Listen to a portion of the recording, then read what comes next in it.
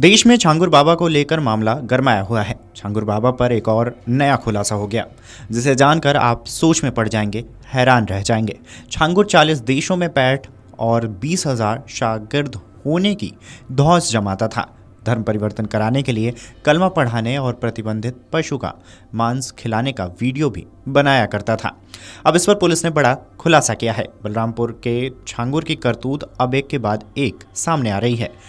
प्रभाव जमाने के लिए वो 40 देशों में पैठ होने की बात करता था। यही नहीं, 20,000 से अधिक शागिर्द होने का धौंस भी जमाता था। ताकत दिखाने के लिए फर्जी मुकदमे दर्ज कराने और धमकी दिलाने में देर नहीं करता था। छांगुर ने युवतियों की भी एक टीम बना रखी थी, जो किसी भी दुष्कर्म के आरोप में केस दर्ज करा देती थी। छांगुर धर्म परिवर्तन न करने वालों को सबक सिखाने में प्रशासनिक मशीनरी का प्रयोग भी बेखौफ होकर करता था। धर्म परिवर्तन के लिए राजी होने पर मोटी रकम देता था। करीबन 15 वर्षों से चल रहे इस खेल का खुलासा तब हुआ जब उसके करीबियों को यह करतूत नागवार गुजरी। इसके बाद विरोध का एक और दौर शुरू हुआ। 2 वर्ष तक छांगुर के साथ रहने वाले एक व्यक्ति ने बताया कि धर्म परिवर्तन कराने की जानकारी हुई तो विरोध किया गया, जिसकी सजा झूठे मामले में जेल जाकर चुकानी पड़ी। जान के लाले अलग पड़ गए। अभी तक वह छुपकर जिंदगी जी रहे हैं। उन्होंने बताया कि छांगुर धर्म परिवर्तन कराने के लिए पहले कलमा पढ़ाता था और फिर प्रतिबंधित पशु का मांस खिलाता था। इससे वह संतुष्ट होना चाहता था कि हिंदू धर्म से मोहभंग हुआ है या नहीं। इस पूरी प्रक्रिया की वह फोटो खींचता था और वीडियो भी बनाता था। उसे इस्लामिक देशों की उन संस्थाओं को भेजता था जो धर्मांतरण के लिए फंड देती थी। जांच में जुटी एटीएस को ऐसे देशों से फंड मिलने के सुराग भी मिले हैं।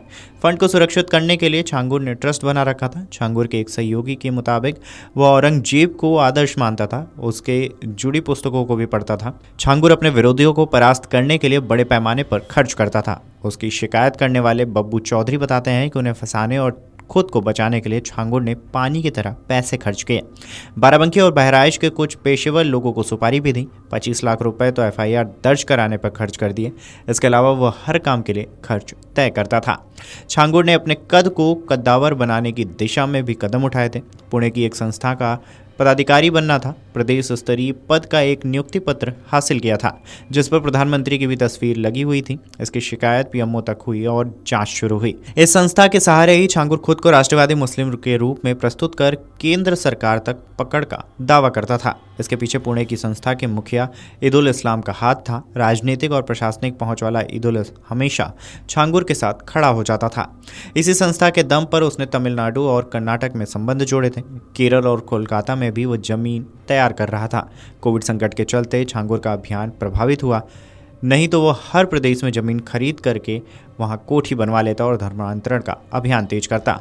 खबरों की माने तो पुणे में उसने जमीन भी इसलिए खरीदी थी कि प्लाटिंग करके कमाई करता और योजना को अंजाम देता। अवैध धर्मांतरण और देश विरोधी गतिविधियों की जांच में जुटी एटीएस के हाथ कई अहम सबूत मिले हैं।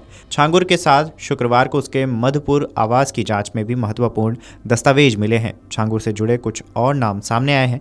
10 के खिलाफ दर्ज हुई एफआईआर में अब तक 18 नाम हो चुके हैं। बता दें कि इस लिस्ट में अभी और भी लोग और उनके नाम शामिल होने की उम्मीद जताई जा रही है।